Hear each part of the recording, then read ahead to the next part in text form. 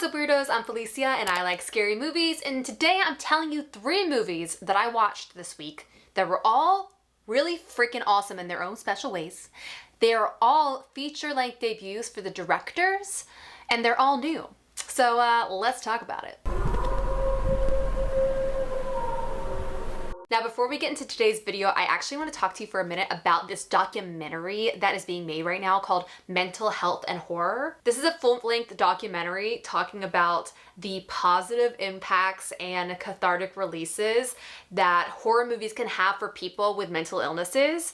I mean, I've talked about this on my channel before, just the idea of I have a lot of anxiety issues, and horror movies are me making the choice to feel anxious versus it feeling like something that's out of my control on a daily basis, which is not fun.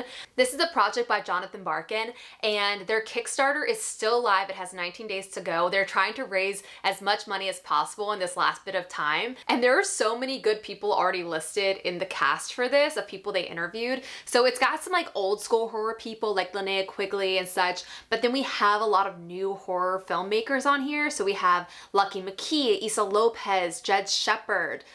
We have Adam Egypt Mortimer, Dr. Rebecca McKendry, a fave of mine. So if you'd like to donate to get this documentary made, I'm gonna link the Kickstarter down below.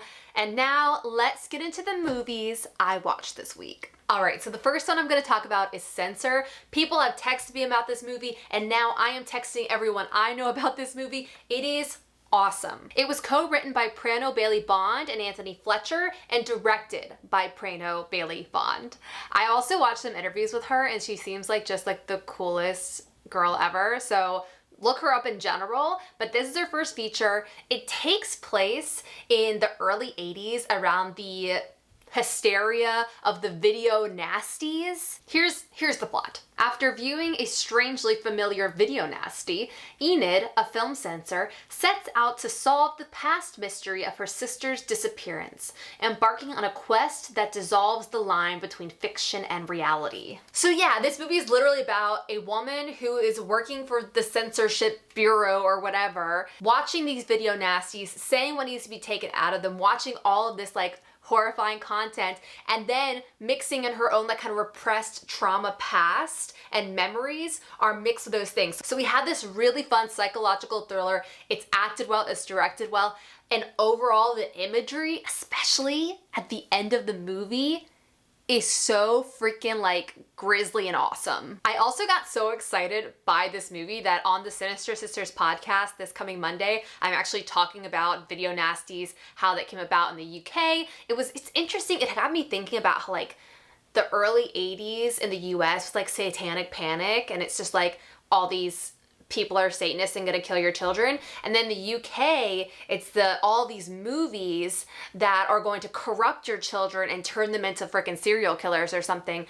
It's just good stuff. Also, the girl who plays our lead of Enid, who's watching these movies, it's all about her past, her memories, whatever. She's played by this woman. I Googled how to pronounce this name multiple times. Let's see if we've got it. Neve Algar, I think. She's just so good in this movie because she goes from kind of this uptight character that's really repressing all these feelings to exploding out into her own horror movie by the end of this.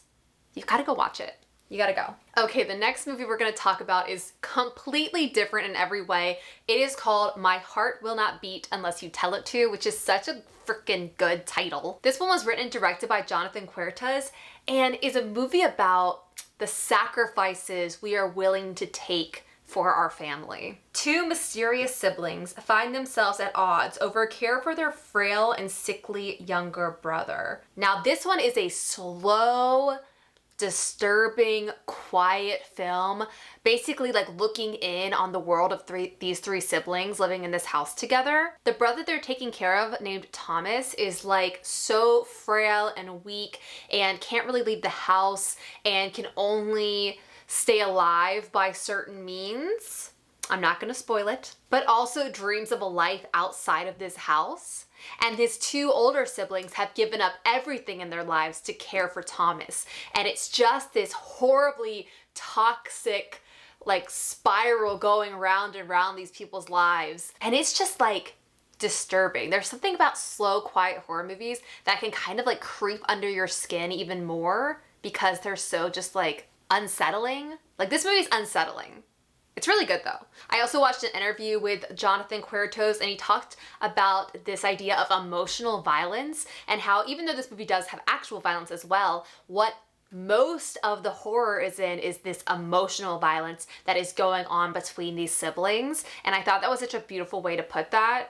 So yeah, check it out. All these movies, I'm gonna link them down below. You can rent them all right now. All right, and last but not least, we have Till Death. Yes, the new Megan Fox horror movie. If you don't know, I love Megan Fox. She can really do no wrong to me. She's such a strange, gorgeous creature. And I think also because in the last few years, people have realized how freaking incredible Jennifer's body is and how amazing Megan Fox is. Thank you, horror community. People have been really stoked that she's doing another one now. And this movie is basically a giant metaphor for the idea of a marriage being a ball and chain, okay? A woman is left handcuffed to her dead husband as part of a sick revenge plot. Unable to unshackle, she has to survive as two killers arrive to finish her off. This one was written by Jason Carvey and directed by S.K. Dale.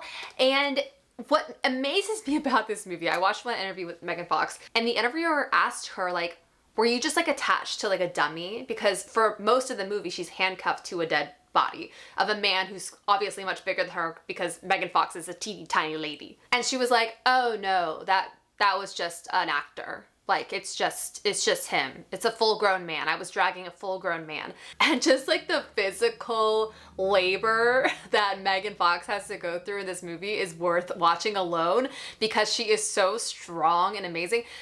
I will say this isn't my favorite horror movie I've ever seen. There are things about it that I was kind of like, meh, meh. But the concept of Megan Fox dragging a body around for half the movie is worth it. It's worth checking out the entire movie just to watch those sequences. It just cracks me up when I'm like, they've splattered her in blood, you know, but her makeup never runs. Like she's still like a flawless being, even though she's like, in my brain, pouring sweat trying to drag this body around and like dragging herself through the snow and all this stuff. Like she should look horrendous. I would look horrendous. But she is just like still like perfectly manicured Megan Fox. And there's something about that is totally unbelievable to me, but also just like so fun for me to watch. And I'm just like, of course, not a scratch on her. And that's it, people. Let me know down in the comments what you've been watching this week. If you haven't yet, hit that subscribe button. Give this video a big thumbs up because it helps grow my channel. And you know we're trying to do that. We're trying to grow girly gore. And have a nice scream. Bye.